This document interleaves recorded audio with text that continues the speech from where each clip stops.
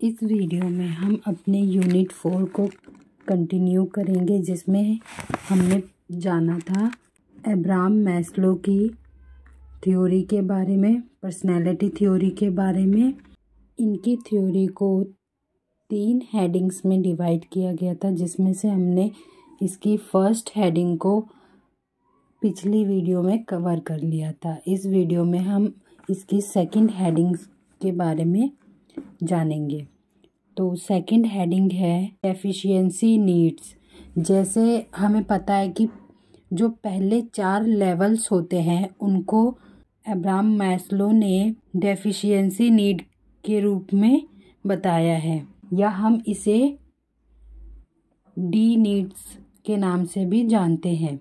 मतलब अगर आपके पास किसी चीज़ की कमी है तो आपको उसकी ज़रूरत महसूस होती है, लेकिन अगर आपको वह सब मिल जाए जिसकी आपको ज़रूरत है तो आपको कुछ भी महसूस नहीं होता। दूसरे शब्दों में बोले तो वो चीज़ आपको मोटिवेट करना बंद कर देती है। मैस्लो इस चीज़ को होमोस्टैटिस के टर्म में भी समझाते हैं। जैसे होमोस्टैटिस क्या है, क्या करता है, यह हमारी बॉडी की इनर इन्वायरमेंट को मेंटेन करके रखता है।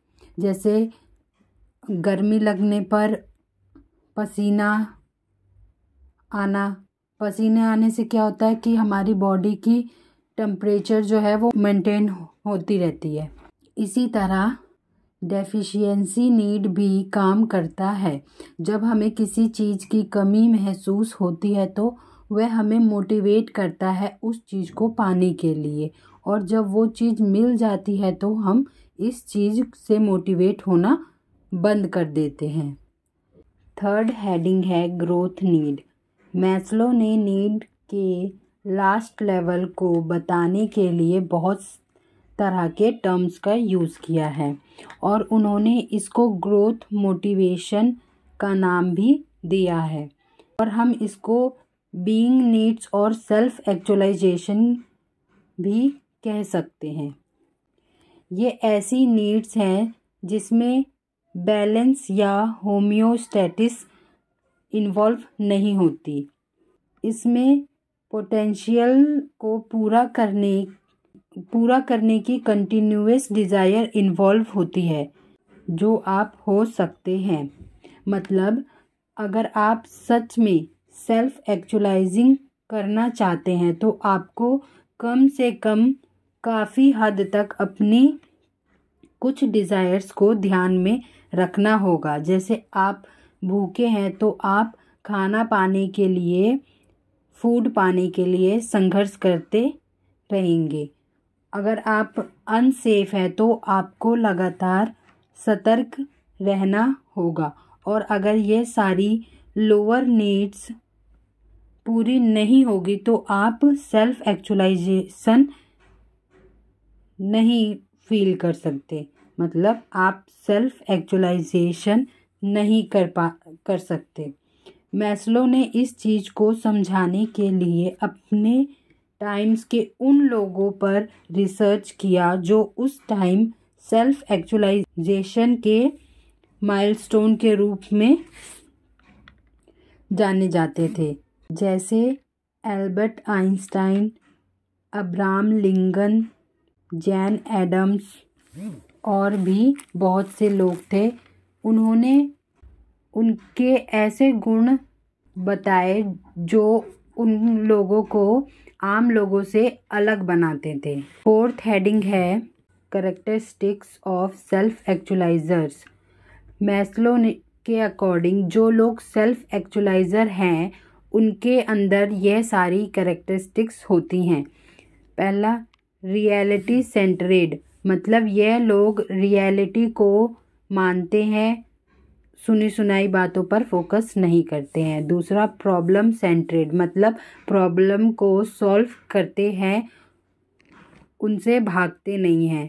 तीसरा है different perception of means and ends, मतलब जर्नी भी उतनी इम्पोर्टेंट है जितना उसका एंड। लर्निंग प्रोसेस भी उतनी ज़रूरी है जितना उसे परफॉर्म करना। फोर्थ है different way of relating to others, मतलब यह लोग बहुत कम लोगों से घुलते मिलते हैं और जिनसे घुलते मिलते हैं उनके साथ डीप रिलेशनशिप बनाते हैं। फिफ्थ है उनको एटोनॉमी अच्छी लगती है, मतलब इंडिपेंडेंसी पसंद है। सिक्स्थ रिजिस्टेड इनकल्चुरेशन, मतलब यह अपने अकॉर्डिंग चलते हैं, सोशल प्रेशर्स में नहीं आते। सेवन अनहॉस्टाइल सेंस ऑफ ह्यूमर, मतलब किसी से दुश्मनी नहीं करना चाहते हैं। Eighth acceptance of self and other, मतलब वो जैसे हैं वैसे ही खुद को एक्सेप्ट करते हैं और दूसरों को भी वैसे ही एक्सेप्ट करते हैं, ये झूठा दिखावा नहीं करते।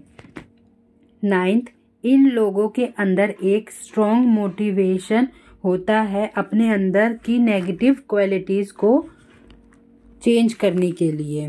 10 इन लोगों के अंदर सिंपलिसिटी होती है। 11 ये लोग रियल रहना चाहते हैं, दिखावा नहीं करना चाहते हैं।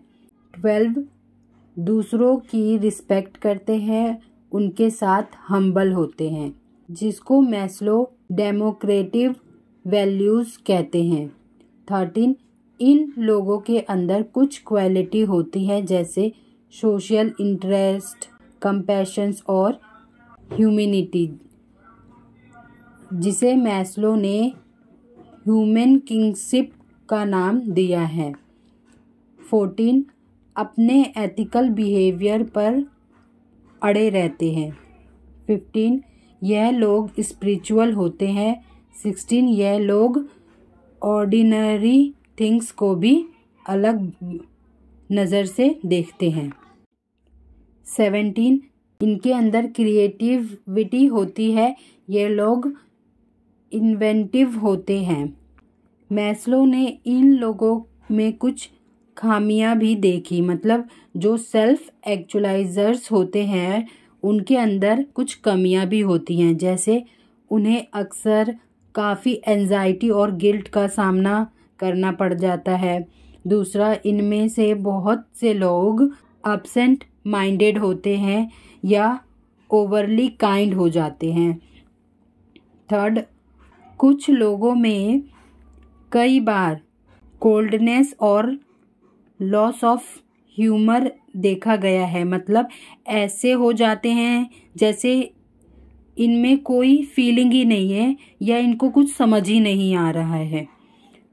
फोर्थ, और जब इनकी कोई नीड पूरी नहीं हो पाती तो यह लोग अजीब बिहेवियर करने लग जाते हैं, बहुत ही ज़्यादा प्रॉब्लम्स खोजने लग जाते हैं, एक लंबी प्रॉब्लम की लिस्ट बना लेते हैं कि उनकी नीड्स क्यों पूरी नहीं हो रही वगैरह वगैरह।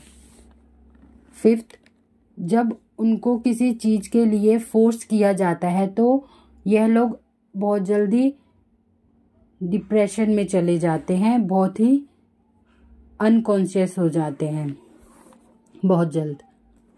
और अब जानते हैं इसके इवैल्यूएशन के बारे में। इनकी थ्योरी का पॉजिटिव साइड ये है कि इस थ्योरी को बहुत इंस्पिरेशनल माना गया, लोगों को पॉजिटिव बनाने के लिए, उनको हेल्दी माइंडेड बनाने के लिए।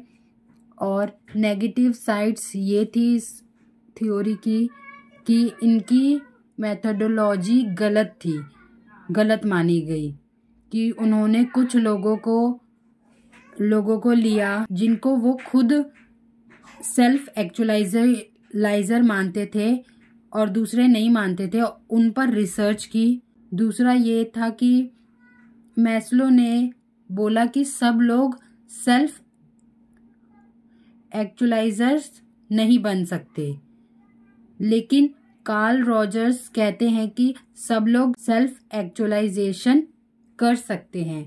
और इनको इस बात पर भी क्रिटिसाइज किया गया कि उन्होंने बोला था कि जब तक लोअर नीड्स पूरी नहीं होंगी तब तक हम सेल्फ एक्चुअलाइजेशन नहीं कर सकते। बट हमने ऐसे बहुत से लोगों को देखा है जिनकी बेसिक नीड्स भी पूरी नहीं होती, बट वो अपनी लाइफ में सेल्फ एक्चुअलाइजेशन हासिल कर लेते हैं।